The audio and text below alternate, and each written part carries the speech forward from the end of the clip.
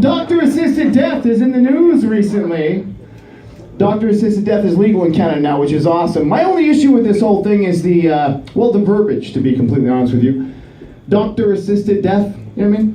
Isn't that ironic? I mean, not really ironic, but Alanis Morissette ironic, maybe? You know what I mean? Like, doctor-assisted death. To be honest with you, Doc, I was kind of hoping you could assist me with the whole living part of this thing.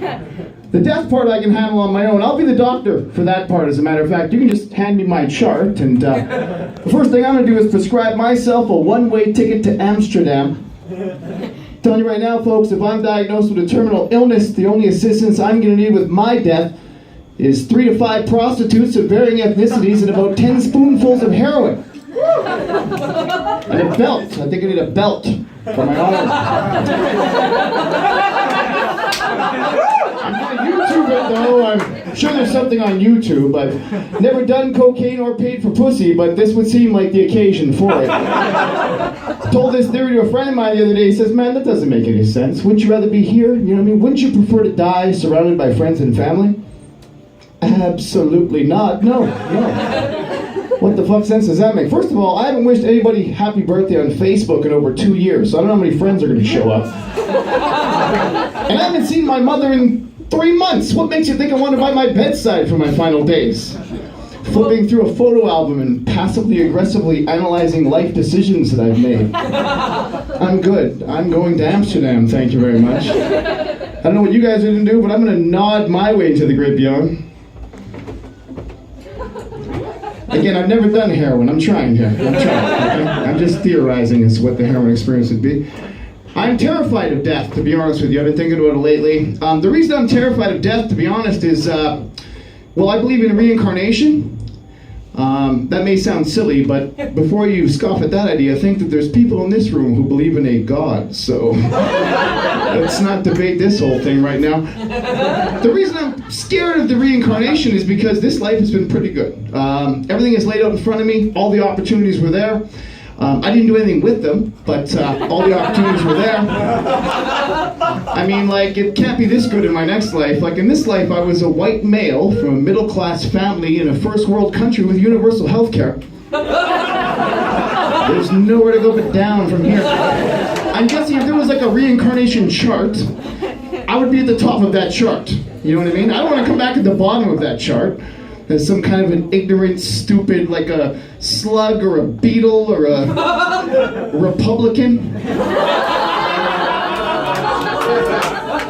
Just come back and suddenly be homophobic with an urge to shoot a gun and not hire people of color. Who needs that? Don't want to be a Republican. Things haven't worked out for me in my life the way I was hoping, to be honest with you. I'm a 40-year-old single male.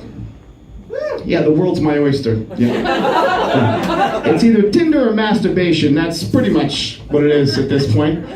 And I choose the masturbation a lot of the time, to be honest with you. I mean, I could stay at home, binge watch House of Cards, smoke a spliff, jack off and get a good night's sleep. Or I could swipe right and meet some woman for drinks. 3 hours later, find out the only things we have in common are that we both think Breaking Bad was a great show and that Donald Trump wouldn't make a very good president.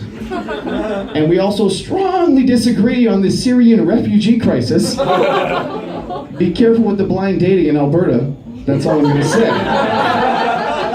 You get some surprises there. As I say, I'm 40. You know the phrase better than sex? When I was 20, that phrase rang differently. Let me explain. When I was 20, for something to be better than sex, it would have to be awesome. You know what I mean? Like skydiving, or meeting a celebrity, you know what I mean? Or hitting a game-winning shot at the buzzer. You know, that would be better than sex. At 40, better than sex, meh.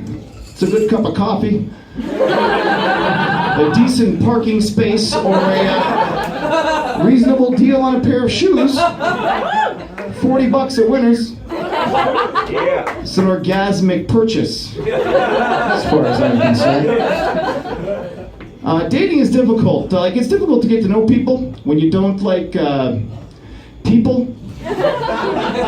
So I tend to stay home. I like porn. To be honest, I've been watching a lot of gay porn as of late. I'm not ashamed of it. I started off as a curiosity, but I've been watching pretty much all gay porn lately, so it may be time to admit to myself there's a strong possibility I could be, a lesbian. The world of online porn is a difficult place for me. I'm a progressive, liberal-minded guy, you know what I mean? So it's difficult. I'm a feminist. First of all, it's sexist, obviously, you know what I mean? It's racist. Like, do you ever think that black male porn actors ever get sick and tired of being typecasted? Always having to go in and read for the same role time and time again? The world of online porn is not a place you're going to hear politically correct phrasing either. It's not a place you're going to hear phrases like African American, or transgender, or little person. Speaking of midget porn, I wish I had more of a sexual fetish. I see some people, they like urine and feet, you know what I mean? Some guys like to have their balls stepped on. I'm good, thanks, man. My only real sexual fetish is pubic hair. There, I said it. I like pubic hair. Evidently that's a sexual fetish. Just a testament to how sexist our modern society is, that a woman in her natural state is considered a sexual fetish. It's like, you know what, call me old school, call me a freak, but I prefer my ladies with both feet fully attached. I find them to be more independent, less clingy, and overall more balanced as people. As I say, things haven't worked out for me in my life the way I was hoping. I did go to university, the university up the road, as a matter of fact. Of course, that was to catch the bus down here for the show this evening. I'm a broke person. It's a difficult time of the month for me, as well as a person who lives check to check and is worried about their bank account. At some point this week, my Netflix comes out of my bank account, and I'm not sure exactly what day it is. So it does lead to a couple of anxiety-ridden purchases at a fast food restaurant this week. I pay by debit. The machine says processing. I'm terrified. Did my Netflix come out of this fucking thing? Processing. Gonna be staring there with the anxiety of a boyfriend outside of a bathroom door while his girlfriend pees on a stick. Just hoping for the best. Right at this point, of course, the cashier wants to lean over and ask, "Sir, would you care to donate $2 to the Children's Hospital today?" In theory, of course, but I mean, it's Netflix week. And let's be honest, I just went out to dinner and spent $5. If I had an extra $2 of disposable income, I probably would have upsized the combo. Guess that's right. Fast food is way too cheap. Shouldn't be eating that bullshit anyway, to be honest with you. Some things I'm willing to pay for. Food, airfare. Have you noticed how cheap airfare has been getting recently? Yes. They're cutting way too many fucking corners, you know what I mean? I saw an ad a couple of weeks ago for an American airline that was flying people from the States to Europe for $89. No hidden fees. Let me tell you something. If you're flying me to Europe for $89, I'd appreciate some hidden fees. Matter of fact, I would appreciate some unhidden fees. Like, when I show up at the airport to check in, I would hope that somebody would tell me, "Sir, of course, we'd be happy to honor that $89 fare for you today. Just so you know, though, we have a couple of optional upgrades available. For an additional $400, we have the Sober Pilot package. Also quite popular, for an additional $200, we can do the Emotionally Stable Pilot package.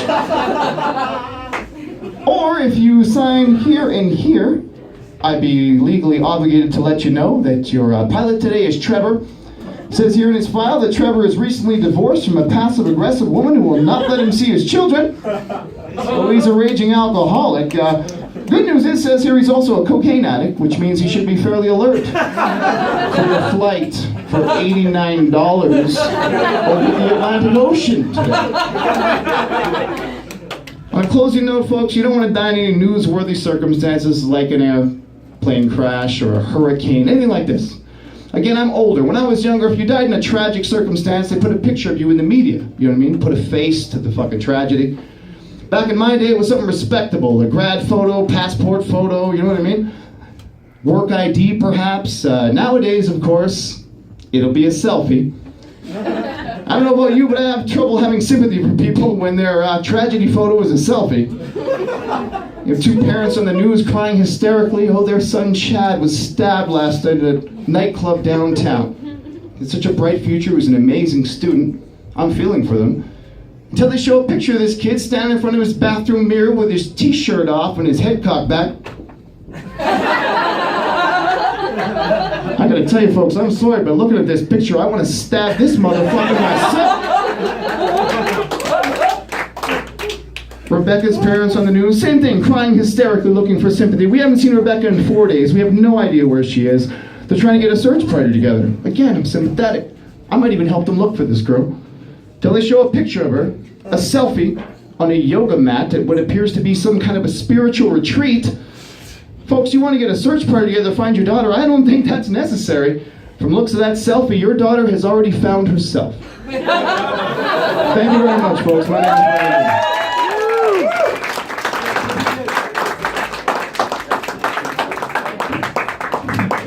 Please, one more time.